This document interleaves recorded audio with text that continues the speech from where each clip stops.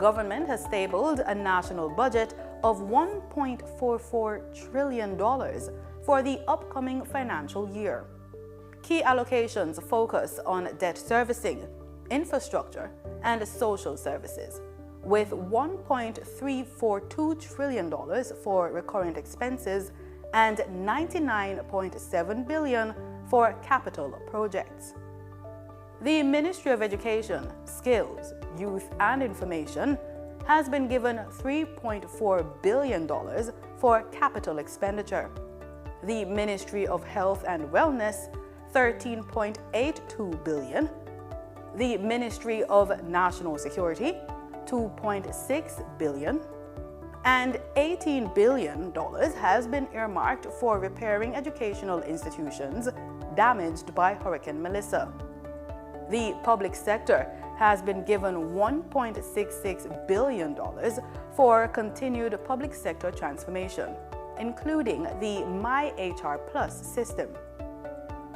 Finance and Public Service Minister Favour Williams has also proposed new taxes to address fiscal gaps, largely driven by recovery needs from Hurricane Melissa. Key measures include taxes on digital services or streaming, increased environmental levies, and higher taxes on sugary drinks, alcohol, and cigarettes. Since the national budget was published in February, Mr. Robinson has raised concerns over the proposed new taxes, noting that the timing would strongly impact those trying to rebuild after the October 28, 2025 Category 5 storm. If you are planning to attend a session at Gordon House, here are some rules to keep in mind. No visitor shall create any act of disorder within the precincts of the House. No visitor shall be admitted to the House without first obtaining an admission card. No photography, videography. Visitors who remain within the precincts of the House during a suspension of the session are asked to keep silent. Or sketching of the proceedings is allowed, unless so authorized by the presiding officer. There should be no smoking inside the Parliamentary building. It's almost time to go to the main event, but let's get the answer to our trivia question. We asked, true or false? In Jamaica, the government's financial year begins on January 1. It's false. The government's financial year begins on April 1.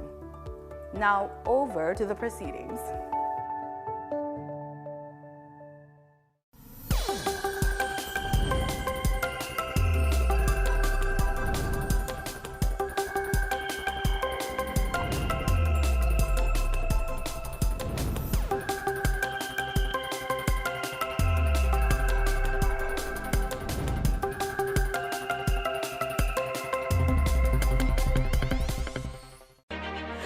Jamaica and its workforce are advancing quickly.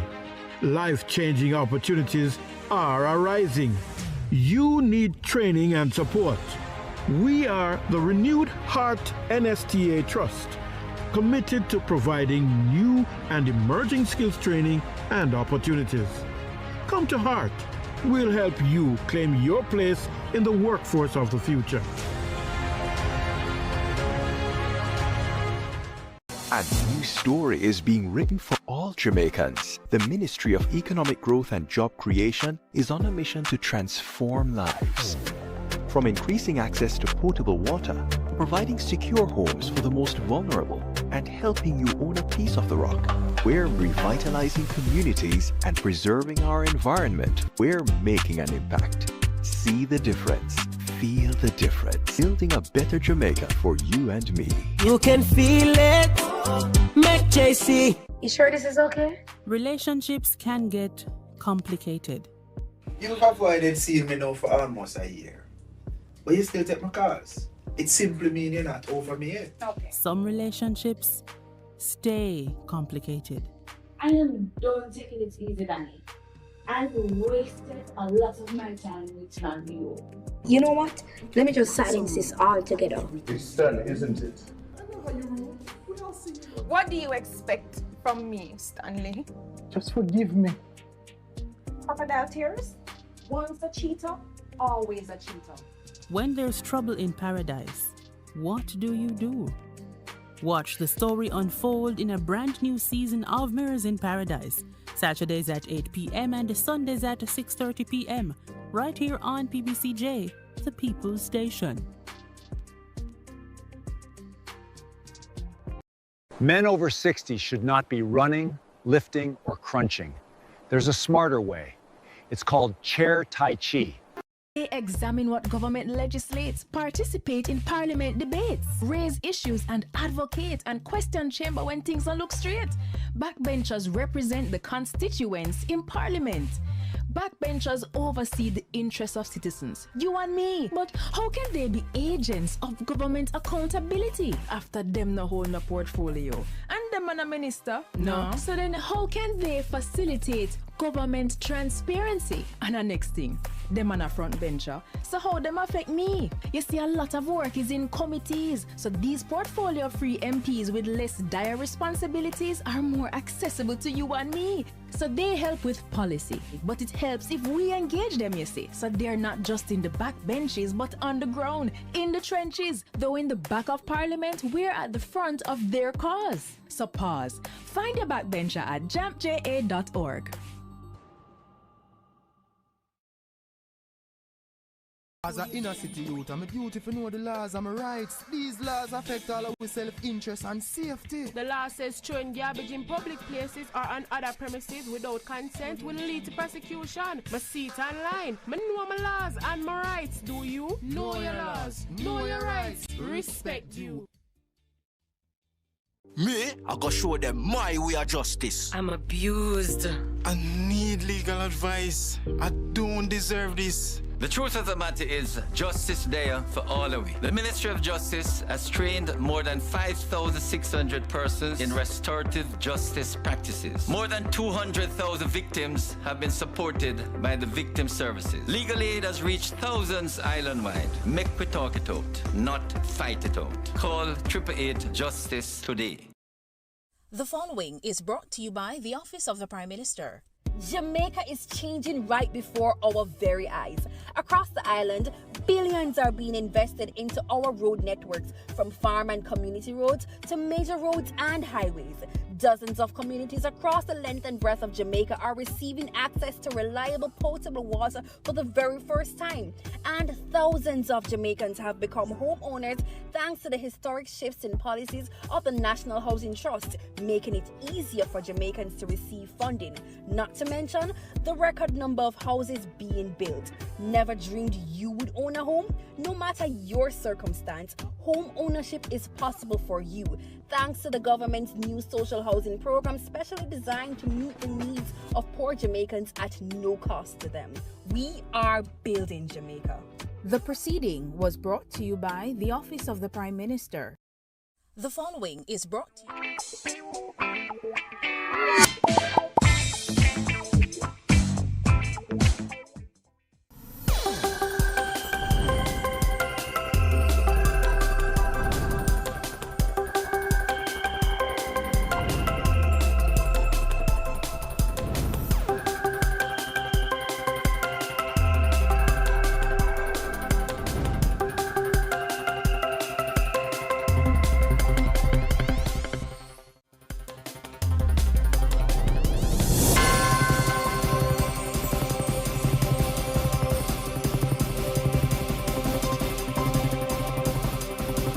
All our counsels may be to the glory of thy blessed name, the maintenance of true religion and justice, the safety, honor, and happiness of the king, the public weal, peace and tranquility of the island, and the uniting and knitting together of the hearts of all persons and estates within the same, and true Christian love and charity, one towards another, through Jesus Christ our Lord.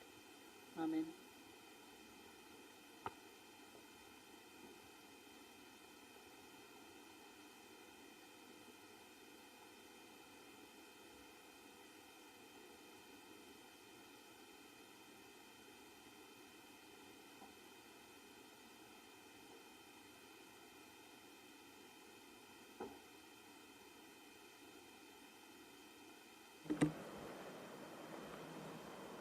You may be seated.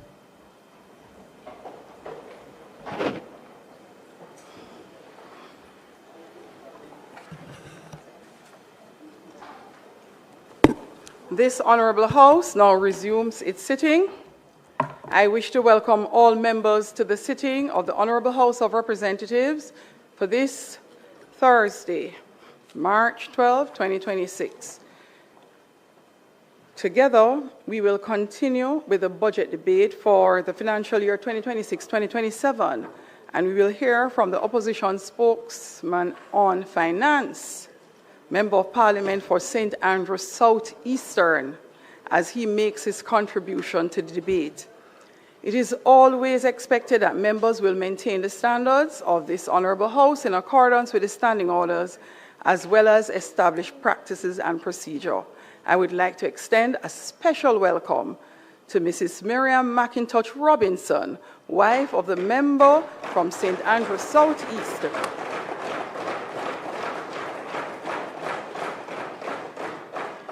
She joins her husband in Parliament by being seated in the gallery. Welcome. We are also joined today by, let me just look, I am seeing Senator Small Ferguson, son of Fenton Ferguson. And yes, Fenton was MP. So Senator Ferguson and my dear friend, former Member of Parliament, Morris Guy.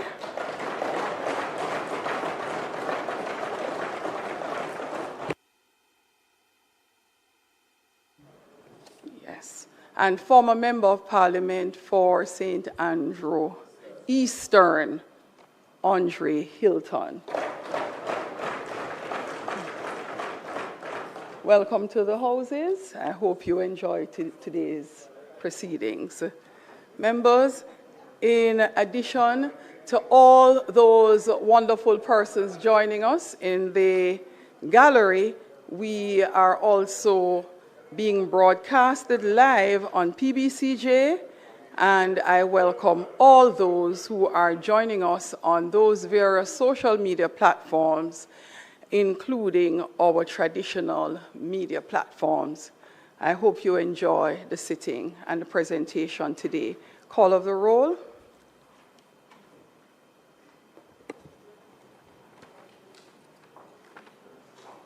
Mr. Clark, Mr. Green, Dr. Holness, Dr. Chang, Mrs. Williams, Mr. Bartlett, Ms. Grange, Dr. Tufton, Mr. Mackenzie, Mr. Montague, Mr.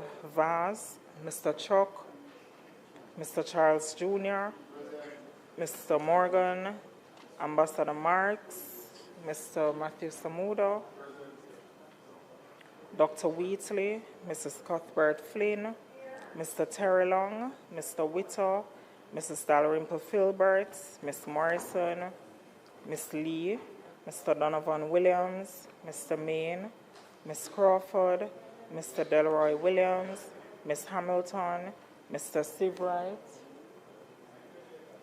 Mr. Azan, Mr. Brown, Dr. Brown-Burke, Mr. Buchanan, Mr. Bunting, Ms. Burchell, Dr. Campbell, Mr. Cousins, Mr. Crawford, Ms. Daly, Dr. Dawes, Mr. Golding, Mr. Gordon, Mr. Hales, Mr. Hines, Mr. Hilton, Mr. Jackson, Ms. Jess, Mrs. Malahoo Fort, Mrs. Miller Bennett, Mr. Morris, Mrs. Nita Garvey, Mr. Newell, Mr. Paulwell, Mr. Phillips, Ms. Perkis, Mr. Robertson, Mr. Robinson, Dr. Russell, Ms. Shaw, Mr. Smith, Mr. Dwayne Vaz, Mr. Warmington, Mr. Hilton, Mrs. Dalrymple Filbert, and Mr. Montague. Thank you, Madam Speaker. Thank you. House Leader.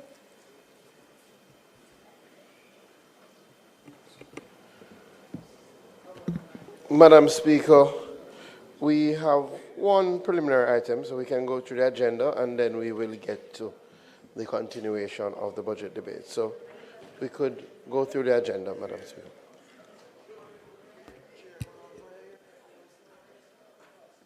Statement by ministers. Announcements. Clerk. Laid on the table of the House are the following. Annual report of the Government of Jamaica's audit committees for the financial year 2024-2025 and its related ministry paper number 19 of 2026 titled Government of Jamaica Audit Committee's Annual Report for the financial year ending March 31, 2025. And the Integrity Commission's investigation report into concerns that Ms. Delphorine Gordon, an investigator, formerly employed to the Betting, Gaming and Lotteries Commission, failed to file her statutory declaration with the Commission for the year 2023, contrary to the law and its indicative ruling. Thank you, Madam Speaker. Thank you. Announcements, bills brought from the Senate, petitions, papers, reports from committees, notices of motions given orally. House Leader. Madam Speaker, I beg to give notice that at the next meeting of the House I will move. Be it resolved with reference to the resolution approved by this Honourable House on the 20th day of January 2026, appointing a select committee to consider and report its findings to this Honourable House on an act to facilitate the implementation of child diversion in the criminal justice system and for connected matters, that this committee be allowed to hold hybrid meetings that are partially virtual and partially physical, utilizing available information and communication technologies in the manner more specifically outlined below, preserving the rights, powers, and privileges, including voting rights, normally accorded to a member of a committee. The committee is hereby empowered to 1. Convene and hold meetings in virtual spaces created using information and communication technologies, which shall be considered committee meetings for the purpose of the mandate of the committee. 2. Allow access and participation from remote locations as are enabled by the means of information and virtual technologies by members and other persons authorized by the committee. 3. Include members accessing and participating from remote locations as a part of its quorum. 4. Receive, consider, deliberate on, and respond to feedback and submissions in formats, modes, and media and via platforms, modes, and media enabled by means of information and communication technologies from any person. And 5. Consider any and all information generated, communicated, and received via formats, platforms, modes, or media as enabled by means of information and communication technologies as forming a part of the record of the committee's meetings. Madam Speaker, I beg to give further notice that at a later stage today, I will move for the suspension of the standing orders to enable me to take this motion. Thank you, House Leader. Questions and answers to questions. Motions that may be made at the commencement of public business requiring notice. Motions relating to the sitting of the House. Motions for leave to introduce bills. Presentation of bills without leave of the House first obtained. Public business. Madam Speaker, I now move for the suspension of the standing orders to enable me to take the motion, notice of which I gave earlier today. You may proceed.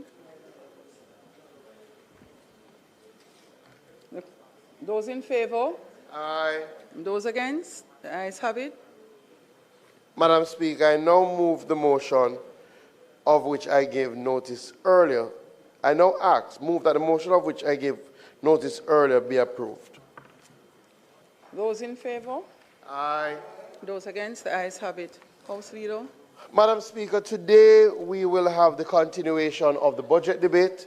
Let me also join in welcoming Mrs. Robinson to the House and Senator and former member Maurice Guy and member Hilton, and I see now member R. Scott has joined us as well. Today we will hear from Mr. Julian Robinson, the opposition spokesperson on finance.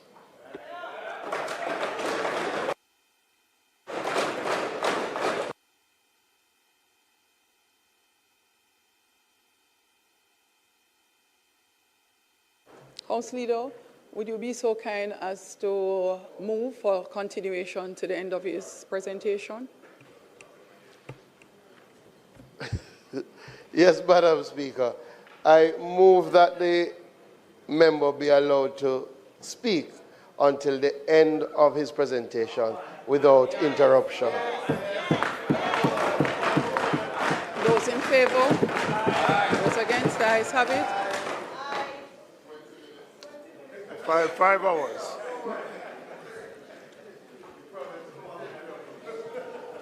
Thank you, and the Madam member Speaker. should be allowed to speak without interruption and disturbance. We'd like to hear. They promised me good behavior today. Okay. Madam Speaker, and it's good to see you here, Madam Speaker. As I rise to give the opposition's response to the budget, I am humbled and grateful. First, to the Almighty for allowing me life, health, and strength to serve the people of Jamaica.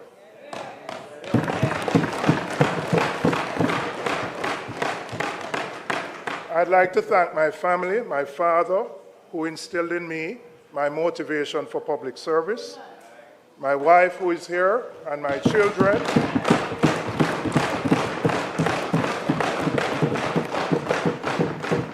My children, PJ and Amara, who inspire me daily to build a better Jamaica for them and for all future generations.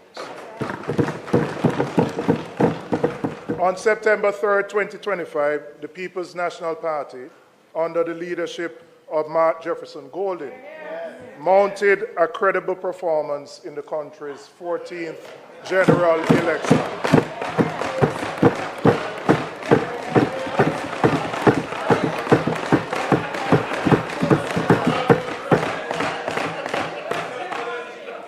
I would like to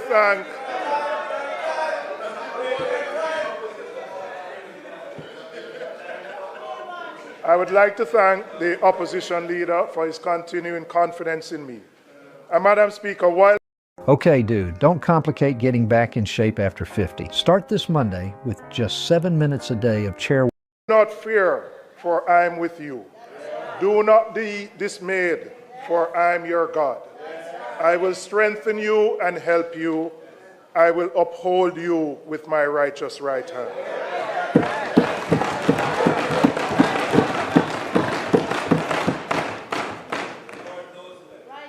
Madam Speaker, we doubled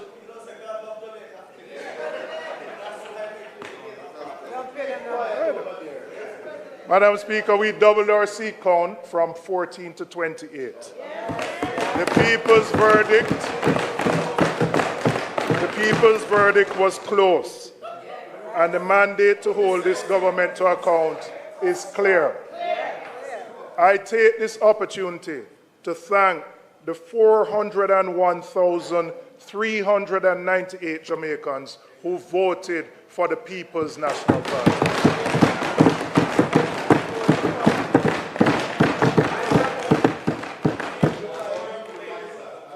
I thank you for continuing to believe in us.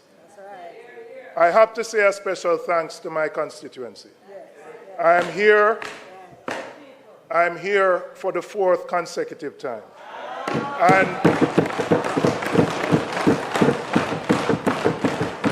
And the last election on September 3rd, I recorded my largest margin and the largest margin in the constituency for over 30-odd years.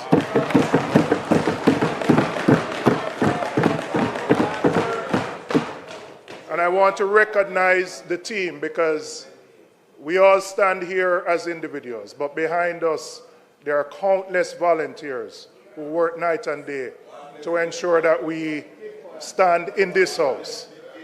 So I want to acknowledge His Worship the Mayor, Andrew Swaby, Mayor of KCSE. my other councillor, Jesse James Clark, the leadership of the constituency. I have a constituency secretary who has been in that position for at least 40 years. And every time we come here, Madam Speaker, I say we have to find a way for the secretaries and the drivers to ensure that they get pensions. All right?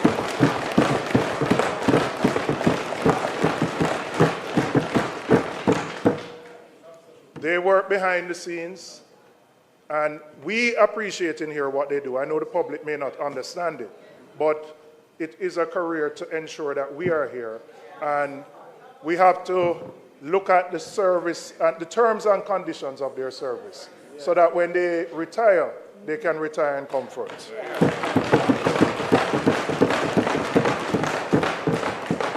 One of my constituents celebrates his birthday today, the man from Price Lane, and I have to big up Keith Brown. Right?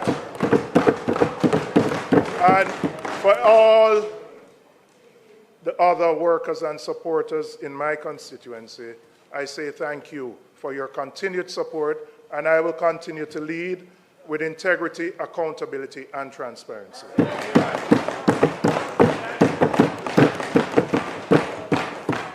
Madam Speaker, late last year, and Maxine is my mentor, and I learned my politics from her. And Church Brother, at every occasion, I acknowledge the role she has played in where I am today. Madam Speaker, our country was hit by the catastrophic Hurricane Melissa, one of the most destructive natural disasters in living memory. The trauma and grief are still with us. I want to offer condolences to the families of our 45 brothers and sisters who were officially recorded as having lost their lives. Yes, we are resilient people, but for many of us, the weight of that trauma, that loss, and that grief still sits heavily on our hearts. In addition to those who lost loved ones, hundreds of thousands of Jamaicans lost their homes, their livelihoods, their livestock, everything they owned. And for them, the crisis is still not over. For many Jamaicans, months after the hurricane, it is still a daily battle to find food. Some don't have the money to rebuild their homes. They can't find a zinc, they can't find a board, they can't find a blocks. Some of them are still sleeping in their cars. Melissa affected the entire country, but she took direct aim at the western parishes and inflicted the most damage there. And it's not just an economic toll.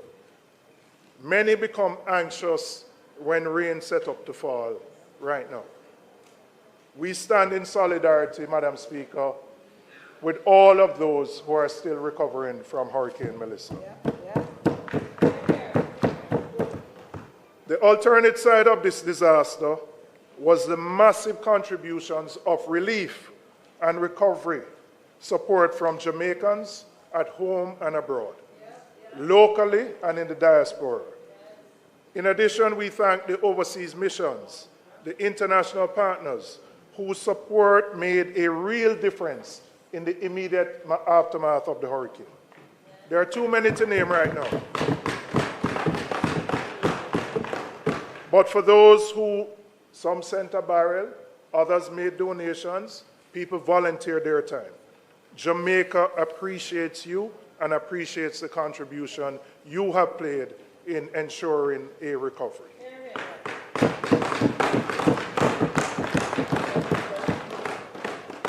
And it was us, neighbors helping neighbors, volunteers manning undersourced shelters, doctors, police, firefighters, soldiers, and nurses who, away from their families, went out in the hurricane to look after their fellow Jamaicans. And it was we, the Jamaican people, who, after the hurricane, cleared roads with our hands and with machetes, helped each other to clean up their yards, provided water, tin food, toilet paper, or whatever little we had to share. Madam Speaker, ultimately, Hurricane Melissa revealed what the true spirit of the collective Jamaican people. The loving, the giving, the selflessness, motivated to help their fellow citizens and to get the job done. This proves again that the Jamaican people have the resilience to go through the biggest of hurricanes, and we now blow away. Not blowing away. We have faced adversity before, and we have always found our footing. The question before us now is whether our institutions rose to the moment and whether the budget really reflects that urgency. Madam Speaker, we are now past the relief stage and into rebuilding. I note the Prime Minister's announcement of the establishment of the National Reconstruction and Resilience Authority, NARA. But NARA is still without a legal foundation. No legislation has been brought to Parliament to formally establish it. And the public still doesn't have a clear picture of how it will operate and when it will become functional. Similarly, I would say in light of the destruction in the West and the rest of the island, the $10 billion roof grant program, while important, is simply not enough to meet the needs that exist. Hurricane Melissa devastated Westmoreland, St. Elizabeth, huge parts of St. James, Hanover and Trelawney, but also affected other parishes, St. Anne, Clarendon, Manchester, and others, who experienced significant damage. Almost 5 months since Melissa, there are still hundreds of Jamaicans who go to sleep with no proper shelter. What is the plan for them? Madam Speaker, now let me turn to the estimates of expenditure. And I would want to start with something simple. A budget is a government's clearest statement of its priorities. So when I listened to the minister's presentation, it did not address the scale of the disaster we face. It read like a budget being business as usual, which cannot be right when there are thousands of Jamaicans who lost their homes, their businesses, farms, livestock, and everything that they work for. I want to turn to look at the revenue measures announced by the government. And I particularly, before I get into the economics, I want to start with the people, because that is where the conversation belongs. There is Miss Margaret in Sablamar, who lost her entire shop in Melissa. She has been borrowing to restock, but she's not back to where she started. There is James in Montego Bay who runs a small transport business. His vehicle was damaged. He's still paying to fix it, but he's not yet back on his feet. Madam Speaker, there are hundreds more who were affected by the hurricane who are not back to where they were before. They will now pay more on their grocery bills when they go to the supermarket, because the government has chosen to impose a new tax package of $18 billion. Madam Speaker, increasing the burden on ordinary Jamaicans, average Jamaicans, through higher taxes is not the right call at this time.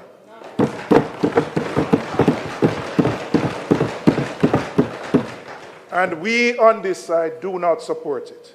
If we were at the wicket, we would have played a different shot.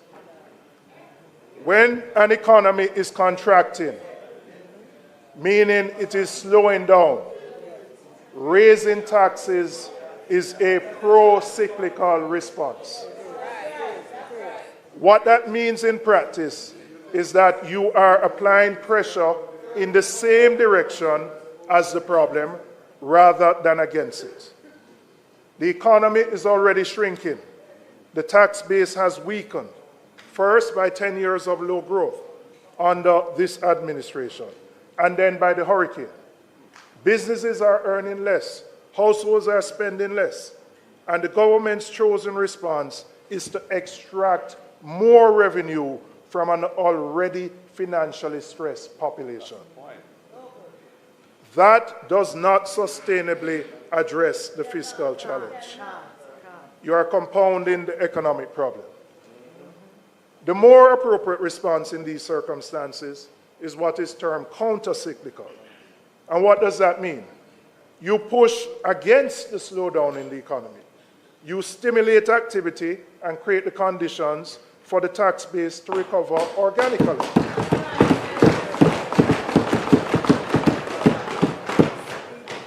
A growing economy generates more revenue over time than any package of new taxes that are imposed on the people, who are already struggling to stay afloat after the hurricane.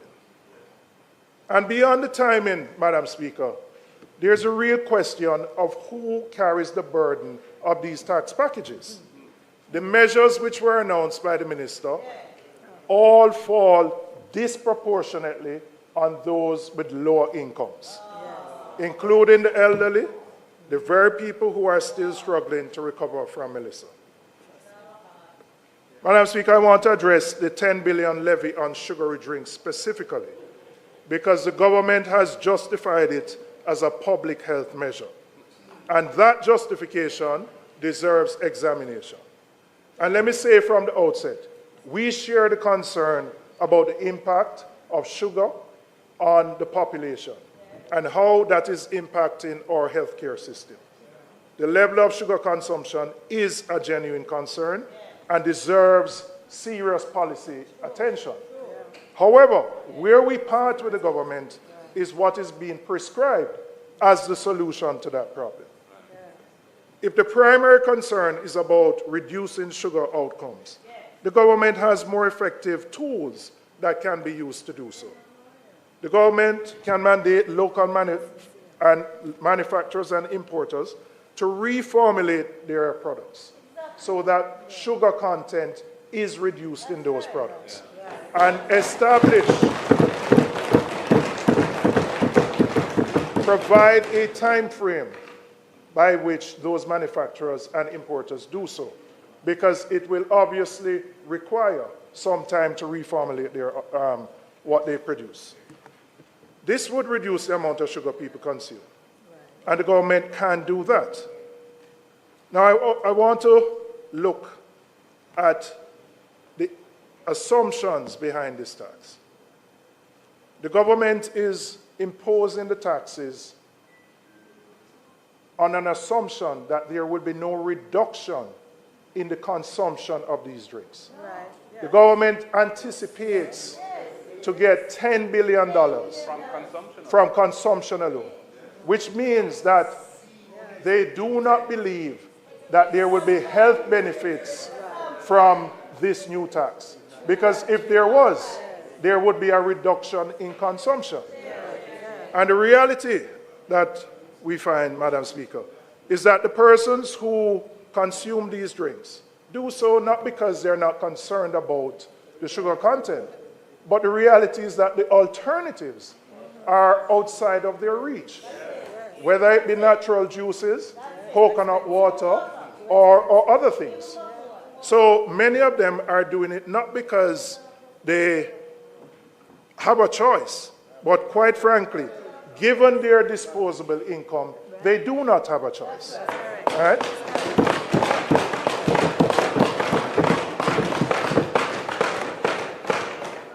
And without providing options which are healthy at a reasonable cost, all this tax will do is add a financial burden to those persons, many of whom are at the lowest end of the economic ladder.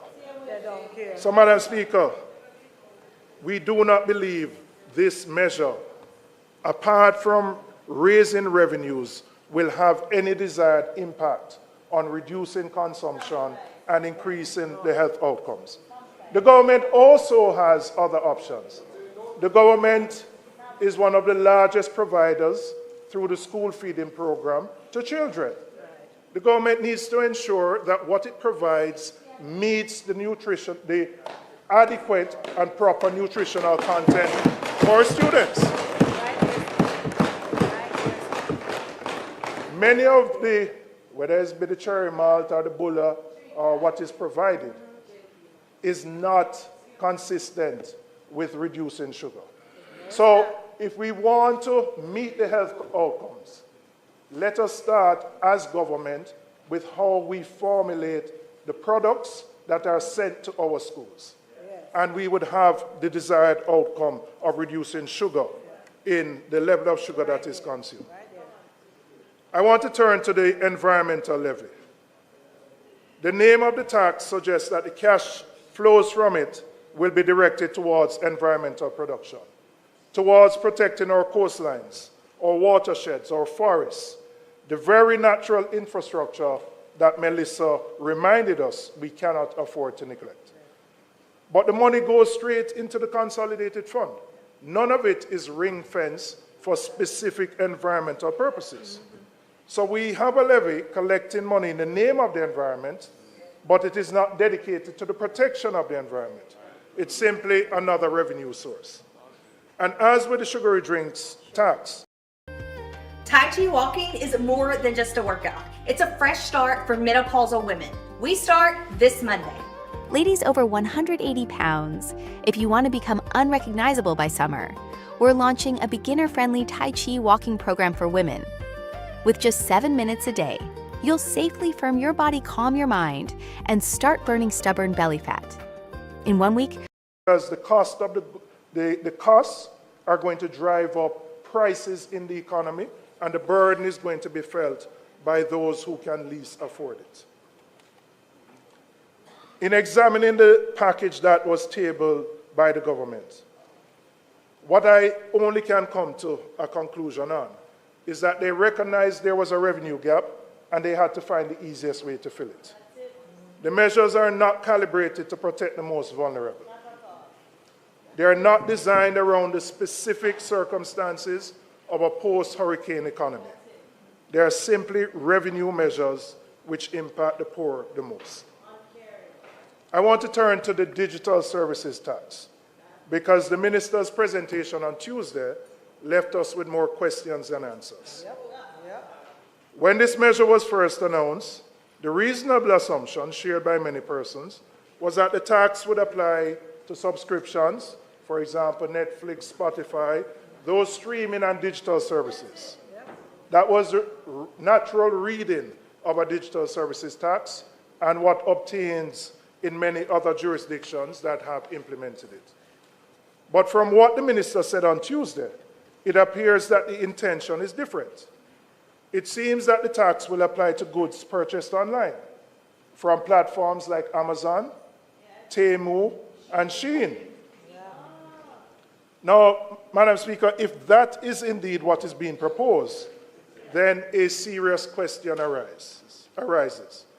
Because that government 2 years ago made a very deliberate policy decision to raise the threshold on online purchases, increasing the custom duty exemption from $50 to $100 US and from $500 to $1,000 for persons traveling into the country.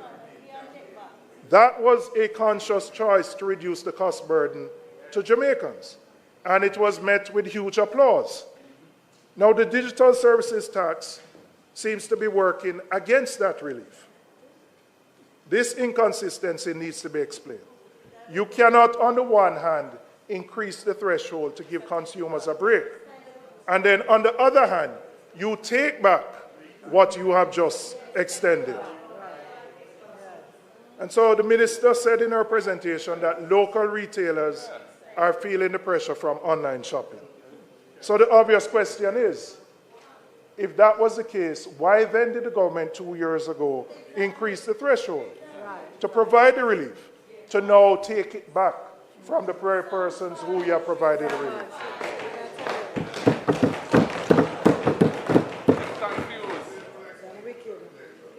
And beyond the inconsistency, there is a practical question of how this is going to be implemented. How are the taxes going to be collected? Who is going to be responsible for remitting it? What is the mechanism for enforcement across hundreds and thousands of transactions from foreign platforms? The minister owes the House an explanation. She has been here twice, and I must say, having spoken twice, it is as confusing as it was before. As to exactly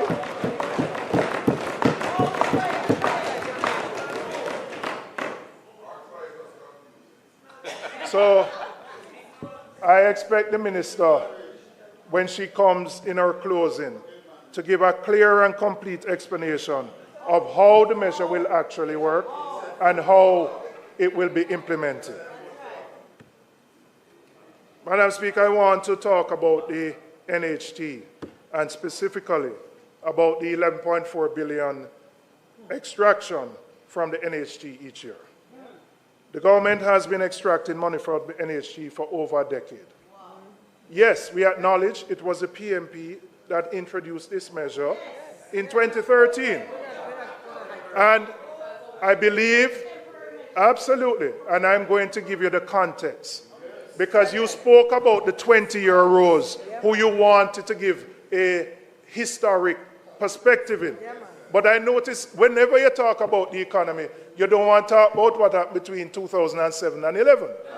You conveniently leave that out.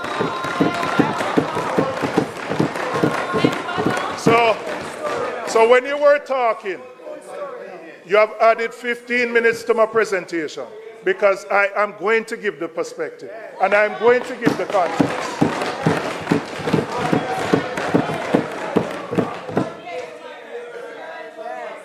When we came to office in 2012, we inherited an economy on the precipice of collapse. And before that, let us recall.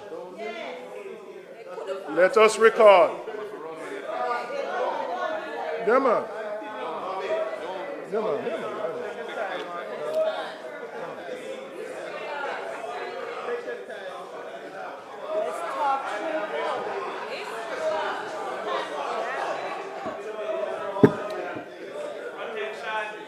Member from East Central, St. James.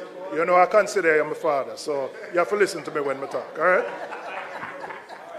But before that, Madam Speaker, we need to recall that the economy experienced 14 consecutive quarters of negative growth between 2007 and 2010, only to achieve a mere 1.5% growth in 2011. In 2011, the JLP abandoned and effectively ended the 27-month standby agreement with the IMF. And when I say abandoned, you know, like how Tessa keep a school, and you're supposed to show up. Them run going at the yard and hide and never take the test.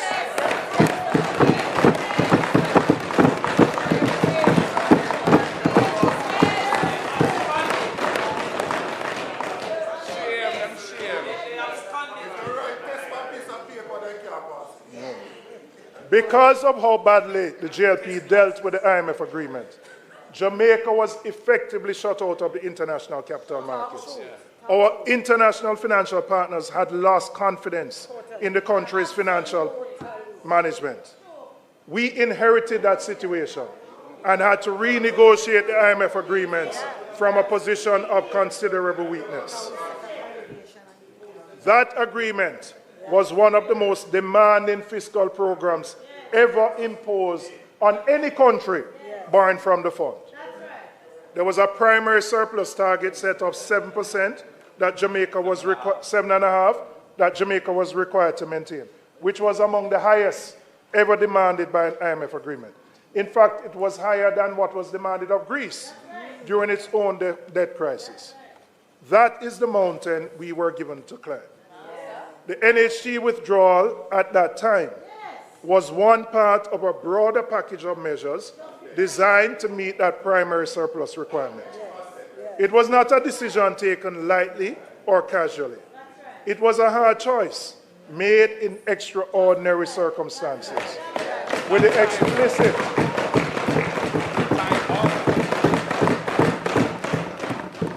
explicit understanding that it was temporary. No.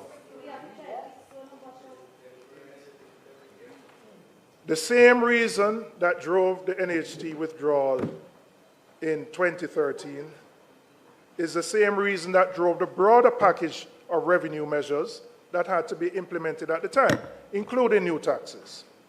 we had no other choice but to impose taxes to get to the revenue that the IMF required as part of its program.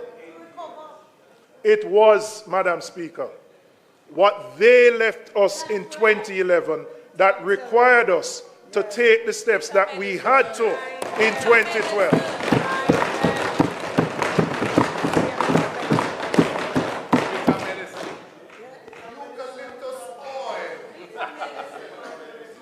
The hard choices, and I want to look at this chart, because the minister used it on Tuesday and said she wanted to explain to the 20-year rows, right?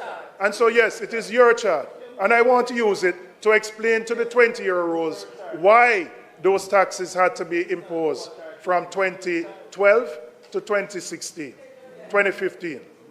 But I also, there's been this, I don't know if I can say lie, about no new tax for 10 years.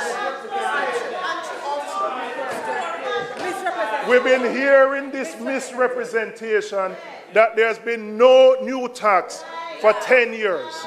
But then I looked on the minister's chart. So what is in 2016? What is in 2017? That's a school bus, a new school bus. So, Damien, when you go back to Ty Dixon, I want you to ask your constituent, what can go so?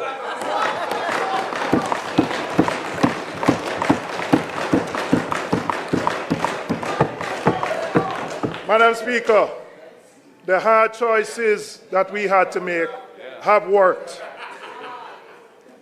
The PMP established Jamaica's macroeconomic fundamentals under the leadership of then Prime Minister, the Most Honorable Portia Simpson Miller, and Minister of Finance, Dr. Peter Phillips. They restored the confidence of our international partners. They put this country back on a credible fiscal path. The economic stability that this government inherited, they benefited from what we built from 2012 to 2016.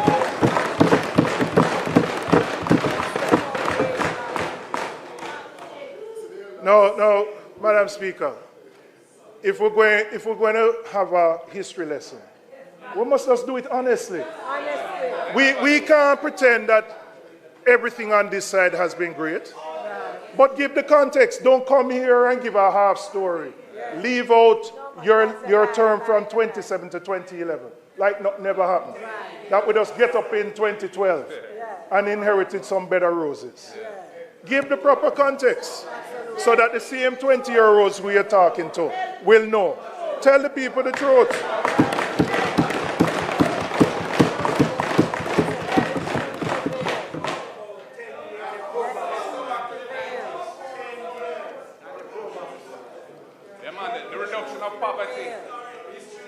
Of unemployment. Let's go back to the 90s. You don't know it, so we can't. The internet. Madam Speaker, I need your protection. Members. Why not?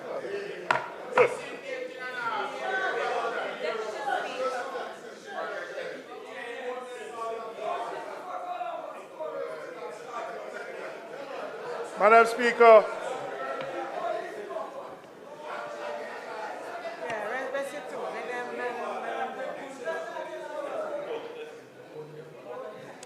the international community recognized what the PMP did during that period. That's right. The then IMF Managing Director, Christine Lagarde, and I quote, "I want to pay tribute to Minister Phillips and his colleagues for what has been a clear change of course, that's right, making the hard choices and successfully completing 4 reviews. We never run from it.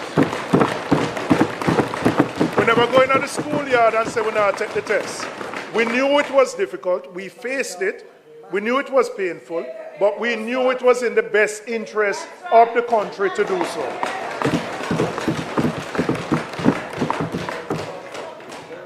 So, I now want to come back to the NHT withdrawal. And I want to remind the House of how the then JLP opposition responded. They didn't simply disagree with the measure, Madam Speaker. They campaigned against it loudly and relentlessly, framing it as an attack on the working class, framing it as an assault on the poor, framing it as a betrayal of the Jamaican people. The person who was the most vocal was the Prime Minister himself. Right? So I want to read what the Prime Minister said in 2015. Right? And this is not artificially, intelligently created. This is the real thing. And I quote, "The JLP does not support the use of NHT funds for purposes other than those for which they were intended. The NHT mandate is clear. Contributors' money held in trust at NHT is to be used for the purposes of the promotion of housing and community development. The JLP has always stood in the vanguard where stewardship of NHT funds are concerned. We are the ones who have always defended NHT and protected the interests of contributors, not the least of which are those thousands of Jamaicans who have been making contributions to the NHT and are yet to access a benefit." Dayton, where can I find that person?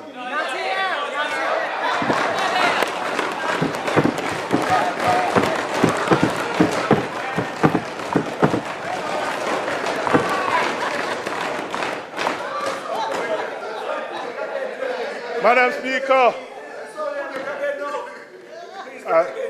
I'm going to star you more because more. The matter was taken to court. By an affiliate. They didn't go up front, but somebody went up front. And they lost. Now, Madam Speaker, after the JLP formed the government in 2016, you would have expected that NHT withdrawals would have ended based on how strident their position was. The so-called betrayal of the Jamaican people that they had fought against. But every year since, without interruption, 10 years of collecting the money, they once vehemently opposed. Now recently I heard the Prime Minister, maybe last week, justifying the continued extraction by arguing that the funds are being directed to other national priorities. Shameless. Shameless. So I want to ask the Prime Minister one question. When the PMP had to do it between 2013 and 2016, were we not also directing those funds to national priorities? Were we not also using that money to meet the primary surplus that kept Jamaica out of default? Were we not using it to restore the confidence of the very international partners whose support the government relies on today? What exactly was different? What principle was being violated? You have found your voice. You have found your voice now. I'm glad you found your voice now. I'm glad you found your voice now. Because I don't know which Andrew Holness are talking to, whether it's the one now or the one in 2015.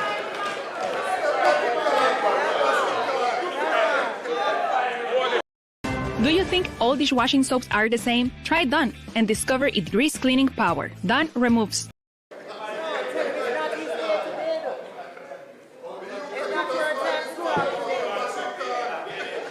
So what was different? What was different now than it was in 2013? The only thing that was different was you were on this side and we were on that side.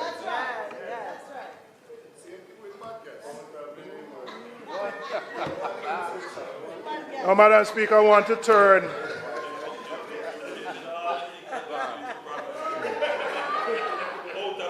No, listen, allow him to talk. Allow him to talk. Nobody interrupt you. All of them couldn't hear you, will listen. All of them couldn't hear you, will listen. All right, don't interrupt him. Do not interrupt him. I never expected you to get so agitated. You're going to speak next week, Thursday, no?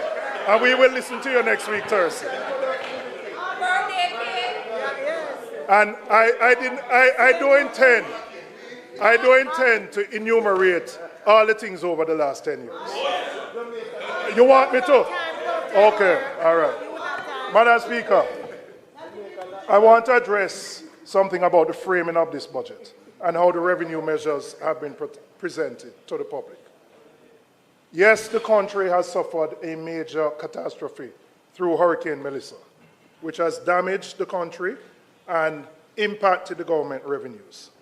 But we need to look beyond that and go back to the last 2 years to see how the government has been balancing the budget. In the two previous consecutive years, the government securitized future revenues from the Norman Manley International Airport and the Donald Sangster Airport, raising over 70 billion in 23-24 and 60 billion in 24-25.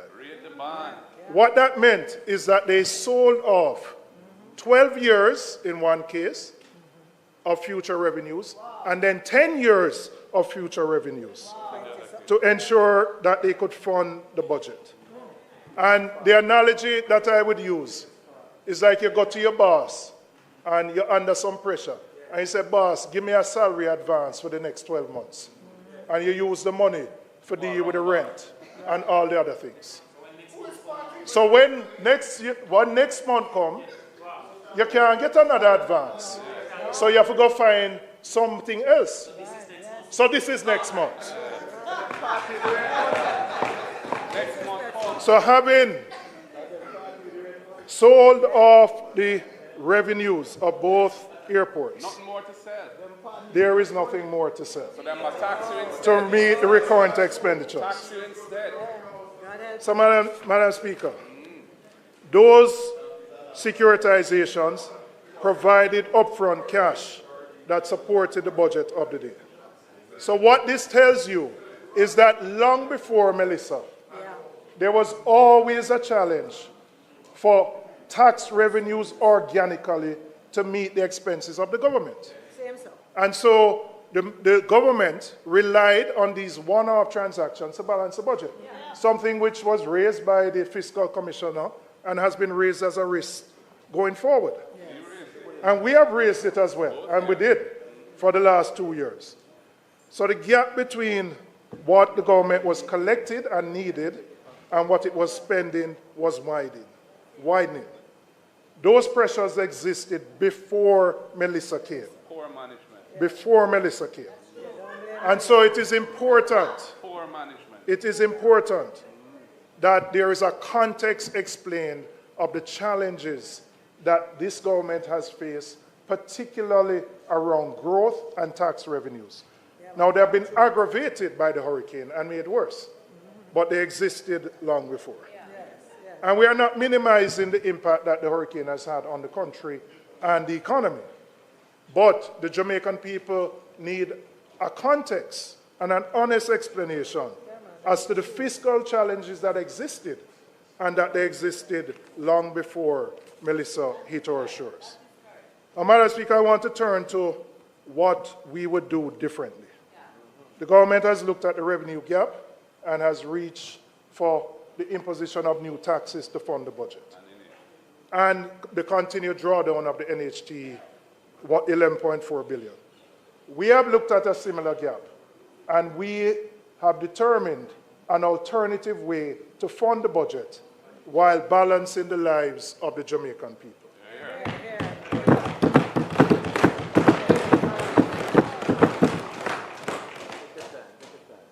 Madam Speaker, we have always said that compliance can bring in more revenues than simply raising new taxes.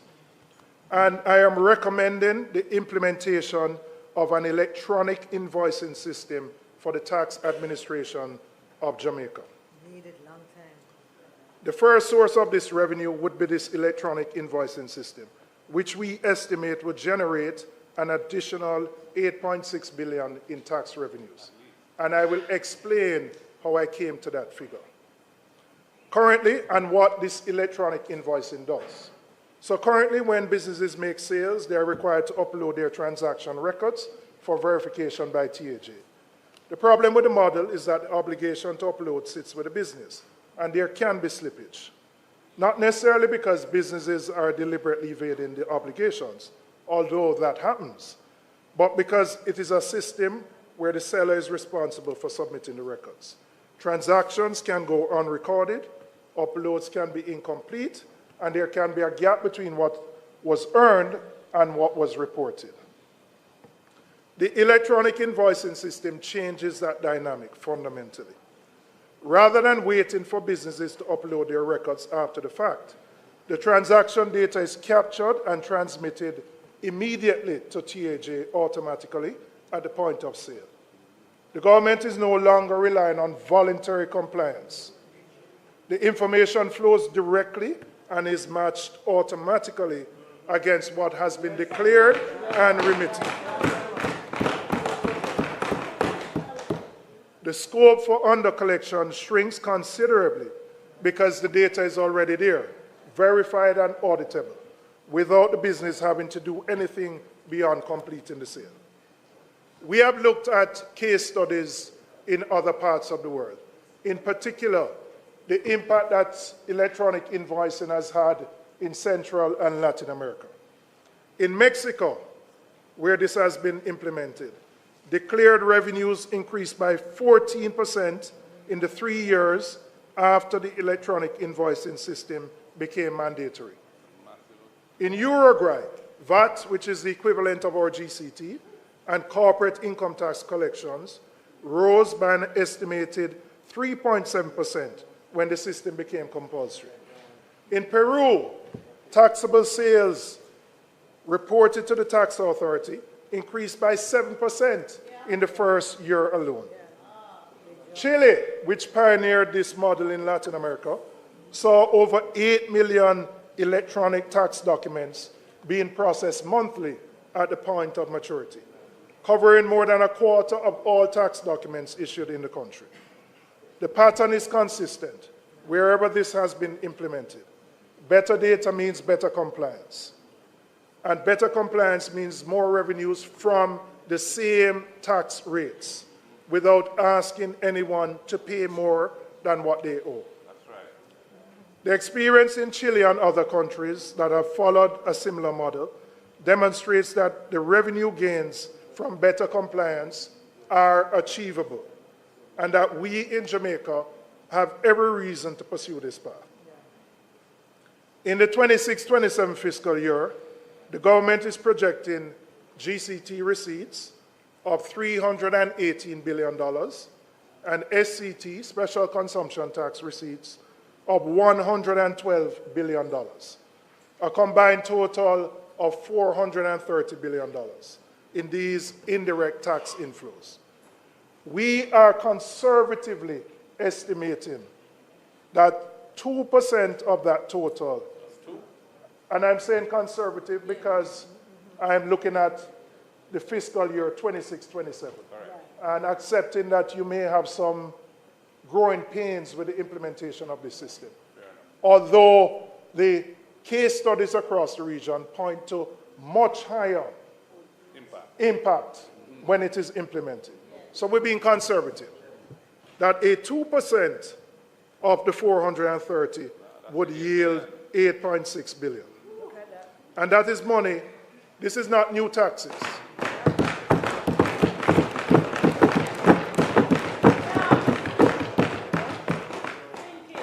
This is money that the government is entitled to collect.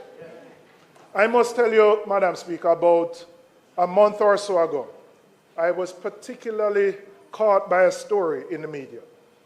The TAJ indicated that 11 used car dealers were brought to court and were found to have liabilities of $4 billion. 11 billion, not million. 11 used car dealers were brought to court and found to have liabilities of $4 billion. It indicates, Madam Speaker, that compliance with greater enforcement can fill the gap that we are looking to do so with new taxes. And we need to provide We need to provide the tools and the technology to TAJ to give them the authority. And this only works when it is mandatory. So there may be legislative changes that are needed to ensure that we can collect the full gamut of taxes that are out there. Madam Speaker, the second revenue initiative we are proposing is the establishment of a digital nomad program. And I'll explain what that is. That is a special legal permit allowing remote workers, freelancers, and entrepreneurs to live and work in Jamaica while employed by a company or clients anywhere in the world. Every year, 4 million tourists visit Jamaica. We have the brand, we have the climate, we have the culture.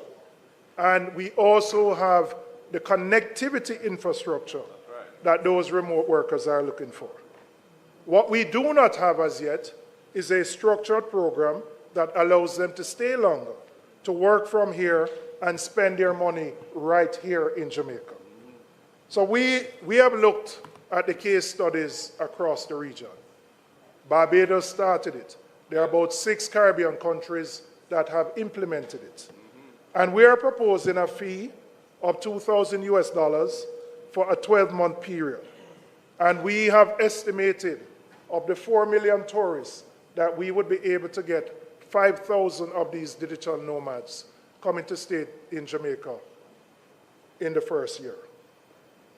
That would generate in the fees alone approximately $1.5 billion. But the fees only tell part of the story.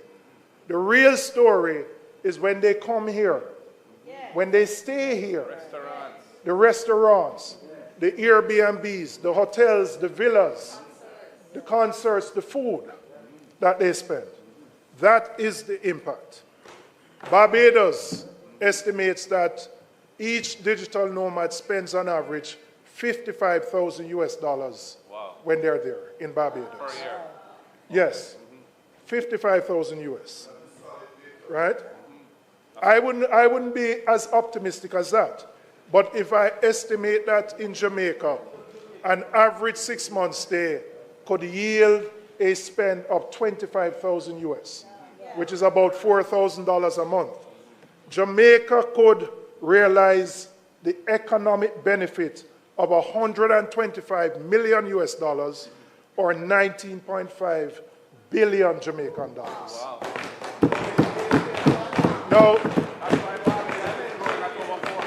Now, we are late to the game. Barbados did it immediately after COVID and took first mover advantage. But we do have many advantages which other countries in the region don't have. And a structured program can yield significant benefits to the people of Jamaica.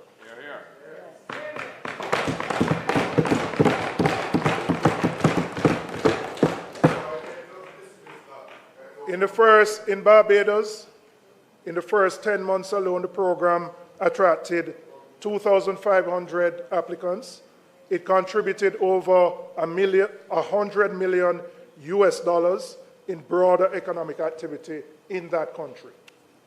We have a lot more that we can offer.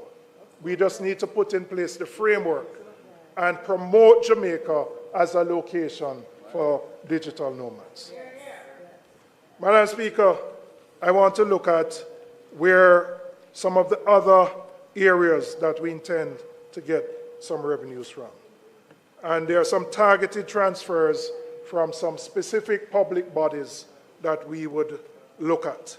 Public bodies that have demonstrated surplus capacity that will not have any negative direct impact on their operations.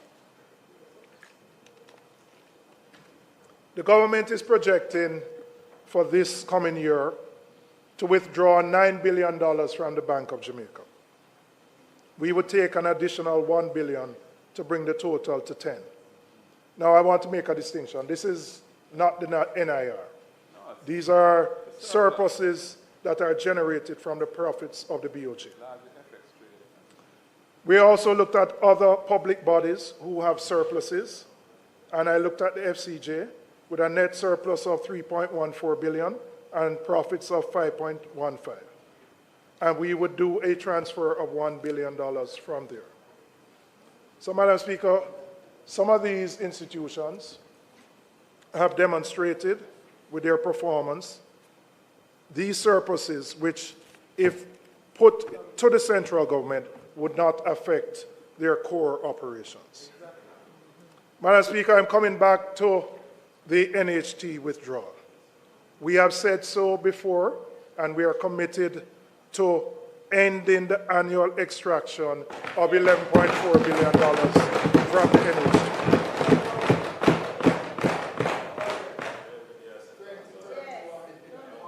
The NHT was established for one purpose: to provide affordable and sturdy housing solutions for Jamaicans, particularly for those at the low and middle ends of the income scale.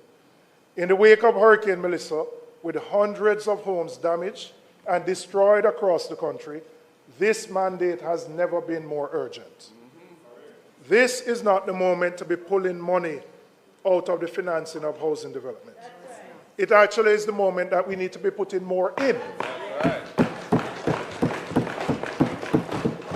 And so for us, ending the extraction and giving the NHT the capacity to do what it was created to do. And this goes, Madam Speaker, beyond just the mandate. When you invest in housing at scale, the economic benefits extend well beyond just the house itself. Construction workers get employment. The hardware suppliers go and get orders. The truckers go and get work. Money begins to circulate within communities.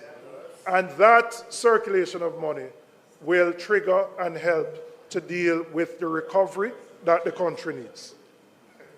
The economic multiplier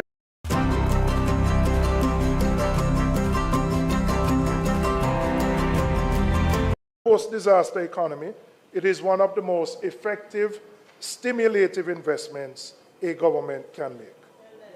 So that 11.4 billion deployed through the NHT into housing construction does far more for this economy than when it is diverted into the general consolidated fund.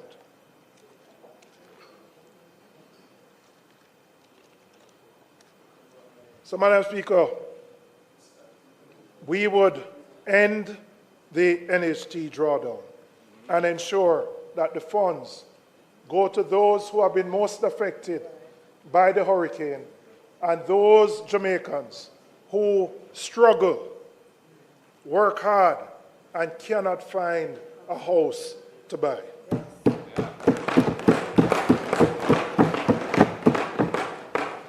We have also looked at the expenditure side of the budget, and we have identified one specific deferral that would save $2 billion. The Airports Authority is projected, and this is interesting to note, the Airports Authority is projected to receive a transfer of $13 billion from central government. After them strip out the revenue like this year. Now remember, the AAJ, those were the same entities where the government sold the future revenues to fund the current budget. And now, those same entities are receiving significantly higher support from central government. 13 billion, a figure much higher than has ever existed in any point in time. And because the revenues have been taken from the AAJ is now dependent on central government. The AAJ had earmarked $2 billion for the construction of a new corporate head office. We are proposing a deferral of that expenditure to the next fiscal year.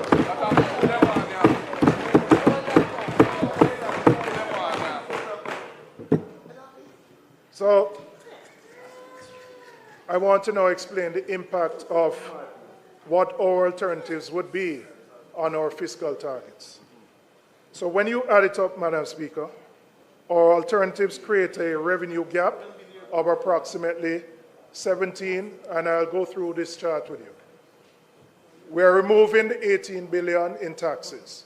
We are projecting income of 8.6, 1.2 from just the fees from the digital nomad program. We'll still be left with a deficit of just over 8 billion. We will seize the NHT withdrawals and the 2 transfers, which account for 2 billion.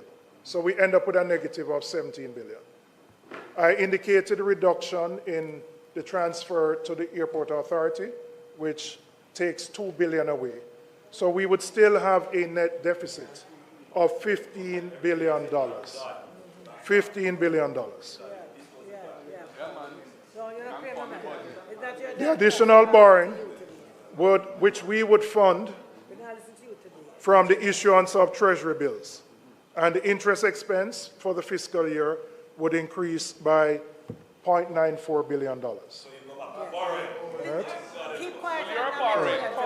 The additional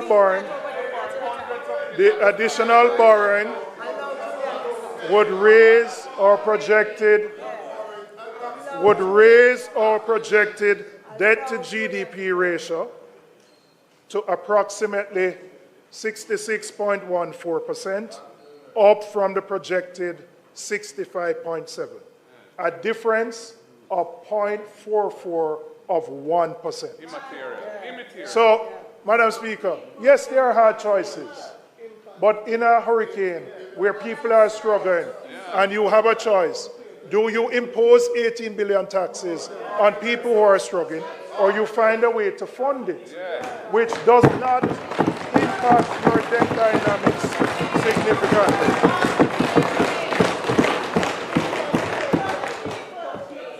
And we do so in a responsible way. It's important to note the government is already borrowing $247 billion. And we have shown our proposals vis-a-vis the JLP's proposals. And I'm not going to go into the detail of that, right? But the difference is not significant to our material. And then let's look at the difference. No, listen, man, leave the man, make him talk. It's not your time. It's not your time. I love Junior, make him talk. We're making better choice. Next week is for the current situation. The only thing I would encourage you to do, don't talk for 5 hours again, all right? All right. Because last year you keep us for 5 hours, all right? Now, when we look at the impact of our proposals versus theirs, it moves our debt to GDP ratio by 0.44 of 1%. 0.44 of 1%. Now, Madam Speaker, we have to balance the books while balancing the lives of people.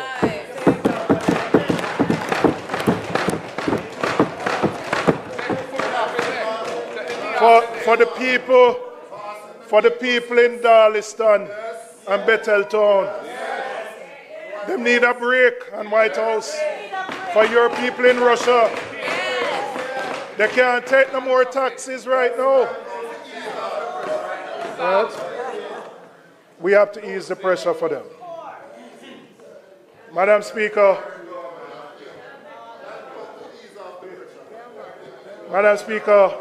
I now want to turn my attention to how the path ahead. Because the reality, we have had low growth for the last 10 years, notwithstanding the external shocks. And even when you recover from the current Hurricane Melissa, the government's own projections are for 1% growth after 2029. You know 1% growth cannot generate the tax revenues that we need to provide the services that the country needs. So I want to now look at how we can actually grow the economy, improve our tax revenues, restore the base so that we don't have to impose taxes on people. The immediate priority has to be restoring Jamaica's productive capacity to at least the levels that existed before Hurricane Melissa. But that must be the floor, not the ceiling. Recovery must be the starting point, not the destination. And any government that presents recovery as an achievement in itself is setting an unacceptably low bar for what the country can and should become.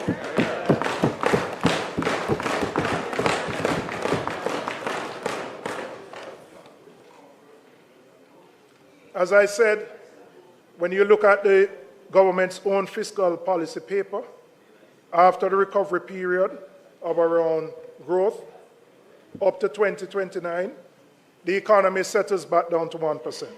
The numbers are right there. So, Madam Speaker, what will we do differently to ensure that we can achieve growth? And I first want to start with the issue of energy. Because Jamaica, and I don't know whether we'll find oil or not, but there are some things within which we have control over. When we were last at the Wicked Philip, we had set a target of generating 50% of our energy from renewable sources. It was then, by 2030. We know we're near that. We know we're near that not because of Melissa, not because of COVID, but quite frankly, just bad management on their part. When we issued in 2013 the request for a proposal, that led to a build-out in 2016. It took that government 8 years to issue the next request for a proposal. 8 years. Persons were selected in 2024. It will take them 3 years or so, or more, because they have to look for the financing, they have to negotiate their private power purchase agreements, and they have to build out their infrastructure.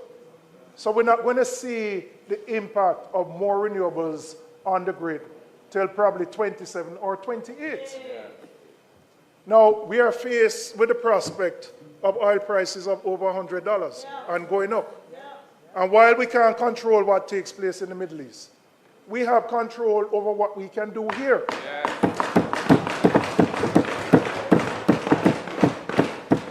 And quite frankly, this government's record is poor. Energy costs in Jamaica are among the highest in the region and the world, averaging about US 40 cents per kilowatt hour. When we were last there, it was around 23 cents per kilowatt hour. What we would do, we would ensure that large customers, those in the special economic zones, can contract power directly from generators. Now, why is this important? We cannot attract manufacturers, assembly-type operations with the high energy costs that we have. And so our prospects of economic growth will not materialize unless we can bring the cost of energy down. And it can be done quicker in those SEZs without changing any license. We would be separating dispatch, transmission, and distribution into a properly regulated structure with distinct licenses. We would disaggregate the electricity bills so that consumers can see what they're paying for, broken down into generation, transmission, distribution, system losses, and supply charges, because we believe transparency is important towards accountability. On renewables, we would scale up net billing, which you started, power wheeling. Yes, started by the member from East Kingston and Port Royal.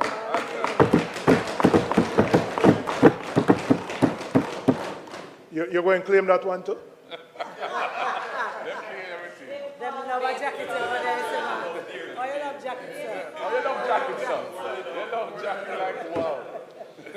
So we would scale up net billing and power wheeling for distributed generation, expand solar technology for residential use, and introduce more flexible service and payment options so that the transition to cleaner, cheaper energy is accessible to ordinary Jamaicans and not just those who can afford the upfront costs.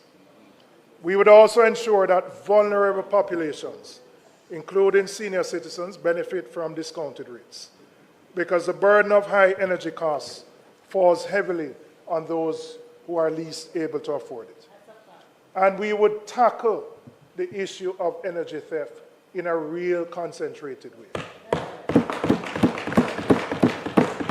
You know, the issue, I don't know that there's a great appreciation for the impact that this has on the bills that every JPS customer pays. It adds 20%.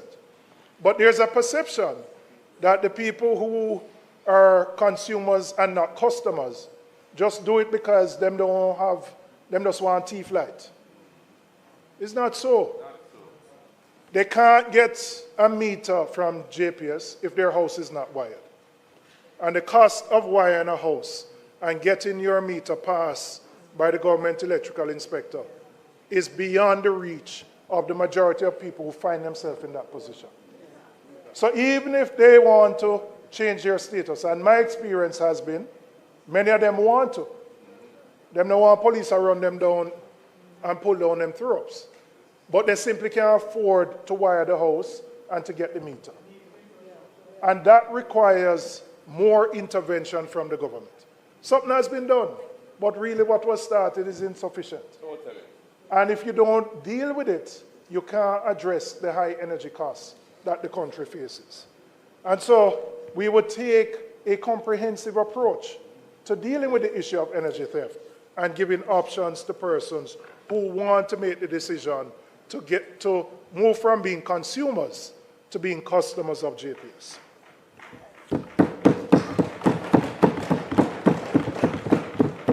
Madam Speaker, we cannot build a productive, high-growth economy on a workforce that has been underprepared.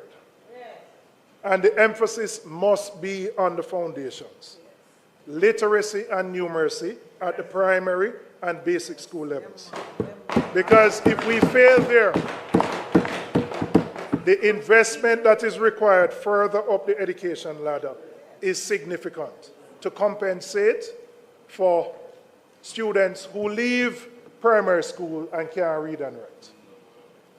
One of the biggest complaints that members of the private sector have said is that their greatest impediment right now to growth is that they can't find people to work. They can't find people to work. Of course I'm saying it, yeah. But I don't come to the same conclusion you may have. All right. But every one of us in here as MPs can identify many persons in our constituency who are looking for work. So that mismatch between the needs of employers who say they need people, and then on the other hand, constituents who are within 18 to 65 looking for work continues to widen. But we have to close the gap. We have to close that gap. Because importation cannot be the answer to that solution. And so the investments that need to be made at the basic and primary level have to be stepped up so that every child who leaves a primary school can read and write, can do little maths, the 3 R's. Because if that foundation is created, we will have enhanced productivity and greater revenue growth and economic prosperity. But we also need to ensure that children who have special needs are included and resources provided so that they can function in the education system. There are too many, particularly boys, where the teacher them say, why the boy give so much trouble? He can't sit down at the class and listen. But they may be undiagnosed, right? They may be undiagnosed because the parents can't afford to get a private diagnosis, which costs $50,000 and up. If they register at MICA, which provides the service, is a 2-year waiting list. And so too many of our children who are not performing at the level that they need to are children who are undiagnosed. We need to ensure that we get to the root of that.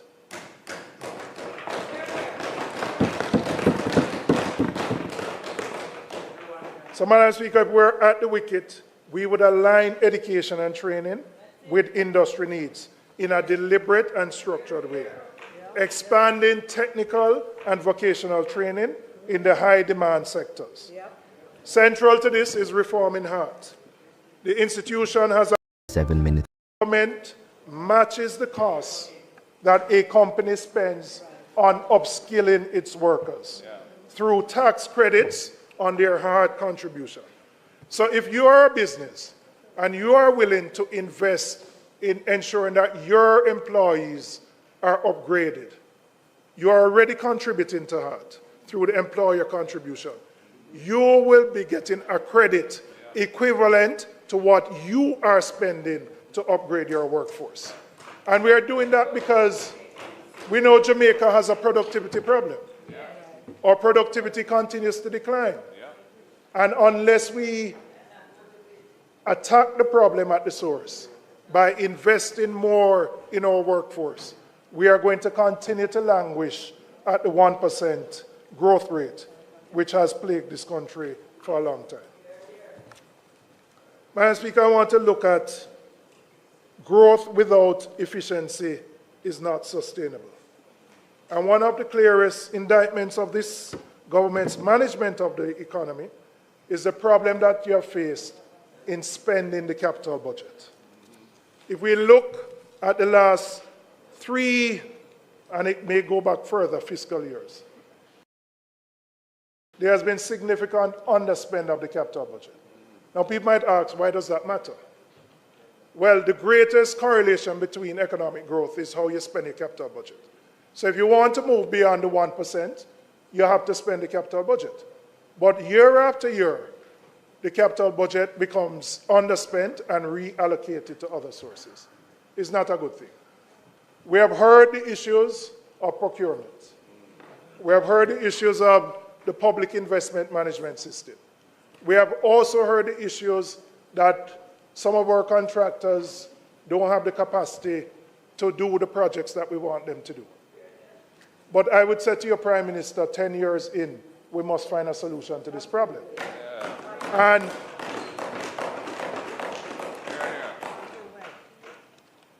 I want to say specifically to you, you have the right to organize the government the way you want as Prime Minister.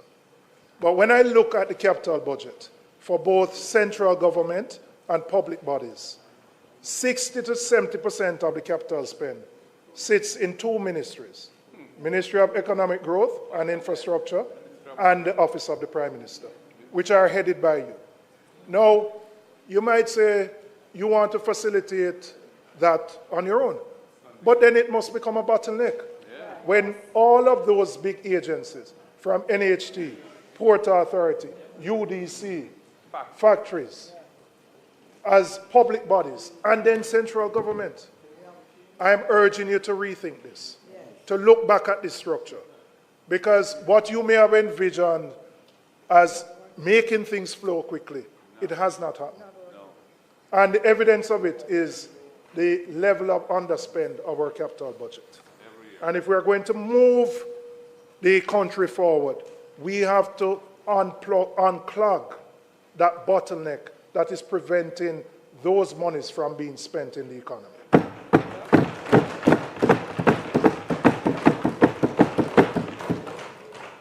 The banking sector is another area where the efficiency of the broader economy can be improved, and is directly connected to whether the private sector can actually drive the growth that we need. I took note on Tuesday, Madam Speaker, the Minister re-announced an announcement made by the Bank of Jamaica Governor of the implementation of the eKYC system, which was done in 2024. I have no issue with that system. It is actually a good thing and will actually improve competition within the banking sector.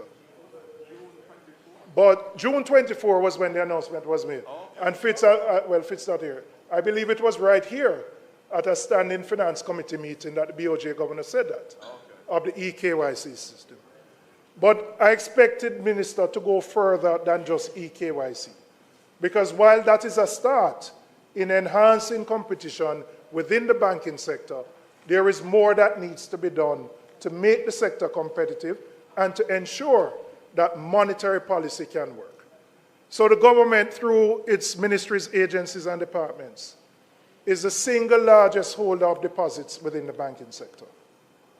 Those deposits, by and large, remain with the two largest banks. And the government has to implement a system that ensures that there's a more transparent and competitive way in which all banks can access government deposits. What exists right now reinforces the status quo. Now, I see the cannabis man nodding his head. Not that I know that you smoke it, but that you're an advocate for it. Right? But why is this important? We hear the BOJ governor complain every day. I reduce interest rates and the bank don't do nothing. The banks don't move. I take steps to bring down requirements, nothing happens. People in the public who have mortgages, car loans, see BOJ bring down them interest rates, no movement. And there will be no movement unless we can enhance competition within the banking sector. But the government can do some things. Putting in place a more effective system to deal with government deposits and the long-standing issue of addressing the asset tax. A commitment that was made on that side many years ago to remove it still exists. And so, if we want to unlock growth, if we want companies to be able to access funding at a reasonable rate, if we want businesses to expand, they must be able to access capital at reasonable rates. And so, while fiscal policy can work, the monetary policy is not, because the monetary transmission mechanism is clogged. And it is clogged because of the high concentration in the way the banking sector currently operates. The government can do more to facilitate competition in the sector, which will free resources that can go to economic growth and job creation. I want to turn to small and micro businesses. And there's a distinction that policy in this country has consistently failed to make. And it matters significantly and makes a difference. A person running a one-chair saloon, a hairdresser or a stylist, faces a fundamentally different set of obstacles from a company with 50 employees. But they're all lumped under the category of MSMEs. They're all treated as MSMEs. And I said the M and the S, the micro and the small, need particular attention. In most cases, they are informal, but they face a particular paradox. They can't grow beyond a particular size while remaining informal, because there's no way they can get access to capital from a bank, from equity investors, from a loan company, unless their books are there. Nobody going to give them money unless they can provide audited financial statements. But they prefer to stay informal because they don't want to deal with TAJ. And that's just the reality. And so we have to find a way to incentivize particularly the M and the S to come into the formal system. And there are ways in which we can do that. We proposed a holiday where for new businesses, MSMEs, that once they file, which means they're coming into the formal system, they would not be required to pay taxes for the first 3 years of their operation. Now, you might say, I'm giving up revenue. But quite frankly, in the first 3 years, they don't really generate any profit. But the benefit you get is that you bring them into the formal system. They have to keep proper accounts. And so that they can access the capital markets to grow and build their businesses. And once they do that, when they get into the position where they have to pay taxes, they will be paying taxes at a much higher rate. But unless we can break that barrier of informality, we are restricting the growth that can exist in the country. And some more needs to be done to bring those entities, the micro and the small, into the formal net. Madam Speaker, I want to address what the Minister said about the MSMEs on Tuesday. She spoke about the set-aside provisions to ensure that a part of government's revenues would be set aside for the MSMEs. That was announced by that minister in 2019 and announced again in 2020. The former Minister of Finance. The former Minister of Finance. Madam Speaker, it has taken 7 years, another announcement by the minister on the same thing. I don't know what has happened in the 7 years, but when I talk to people in the sector, them say nothing. But we have another big announcement made on Tuesday, that those set-aside provisions will, for procurement. So to be clear, we're talking about ensuring that government, who is the largest player in the economy, sets aside particular sums that MSMEs can participate in procurement. 7 years later, there has been no meaningful progress made on this. They're hopeless. Mismanagement again. Now, when we talk about growth and the need to grow the economy, this is a low-hanging fruit that we can implement. If our MSMEs can participate more in government procurement, their businesses will grow. They will employ more people. They'll pay more GCT, more income tax. That's how you grow the economy. So there are things that are within the control of the government that the government can do to ensure that we facilitate growth. And I would say to you, Minister, the sector is looking for action here. No more talk, not a bag of mouth. Action here.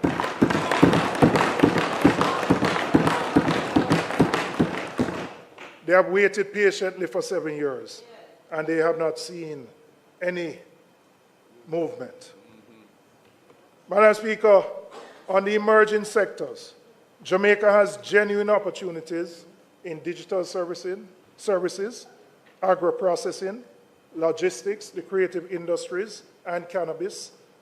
And these are not abstract possibilities. These are real. The foundations already exist.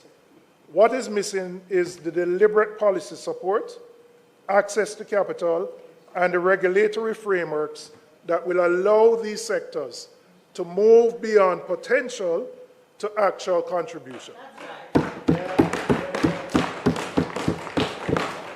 And again, if we are serious about growing the economy, these are the sectors that we need to give priority to.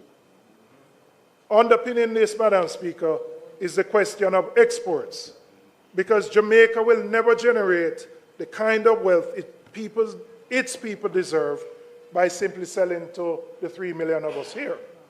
We have to look outwards, and looking outwards is not just the diaspora, it is in many other countries, to grow the value of what we produce, to build industries that can compete on the world stage, and to ensure that more of the earnings from the industries stay in Jamaica and benefit Jamaican workers and communities. That is the direction our growth agenda points. And it is the direction that this country needs to be moving in with considerably more urgency than what we have been seeing from the government. Madam Speaker, Jamaica is at a critical point in its history. The hurricane has laid bare the vulnerabilities that were always there. The structural fiscal pressures that predated Melissa. The chronically low growth that has kept living standards stagnant for too long. The public institutions that were not ready when the moment demanded them. And the Jamaicans who, as always, carried more than their share of the burden while waiting on the government's response. The question is, the government's budget was supposed to answer what happens next. How does this country recover, and how does it grow in a way that actually changes people's lives? The budget that has been presented falls short in this regard.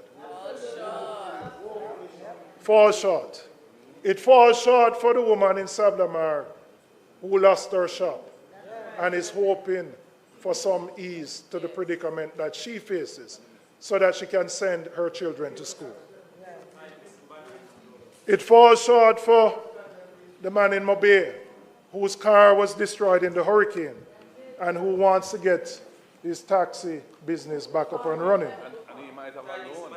It falls short for the man in Katadupa, the farmer, who we need to produce so that we can import less and we can supply our hotels.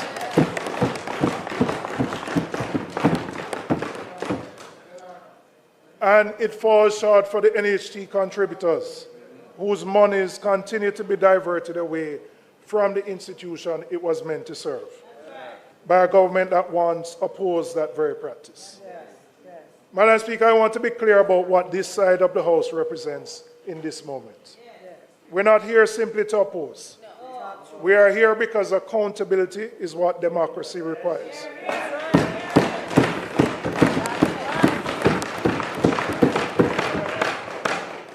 And because the Jamaican people deserve a parliament that takes their responsibility seriously and discharges it honestly. That's right. So when we critique the government's budget, it is because the choices made in that document have real consequences for the people. And the people deserve to know that those of us on this side of the chamber are examining those choices carefully and offering a genuine alternative. Madam Speaker, Jamaica's best days are not behind us. They are ahead of us. If we are willing to make the choices that will get us there. We are not a small country with small ambition. We are a small island that has already shown the world what Jamaica is capable of. And we have barely scratched the surface of what we can become. Madam Speaker, we have presented an alternative to what the government has proposed. We have sought to balance the lives of the people while balancing the books. We have looked at the impact of this hurricane and the devastation it has had on so many Jamaicans. And we believe that the path forward of growing the economy is the only sustainable way that we can lift the living standards for all Jamaican people. Thank you very much, Madam Speaker.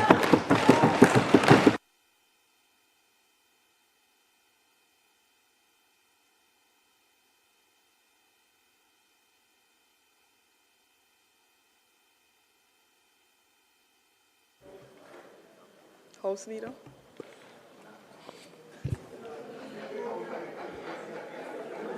Madam Speaker, we thank the member for his spirited contribution.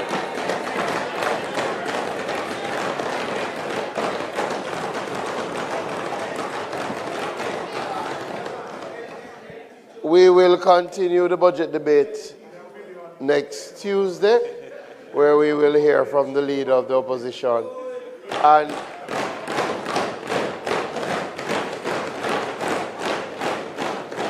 And then to remind the House that we return on the 19th of March, where we will hear from the Prime Minister. 24th, where we will hear from, yes, the 19th, where we will hear from the Prime Minister. That's what we are. So, Madam Speaker, it's not intended for us to do any further business today. I ask that the House be adjourned for a date, for Tuesday the 17th of March 2026. The question is that the House do now adjourn to Tuesday, March 17th, 2026. Those in favor? Those against? The ayes have it. This Honourable House now stands adjourned.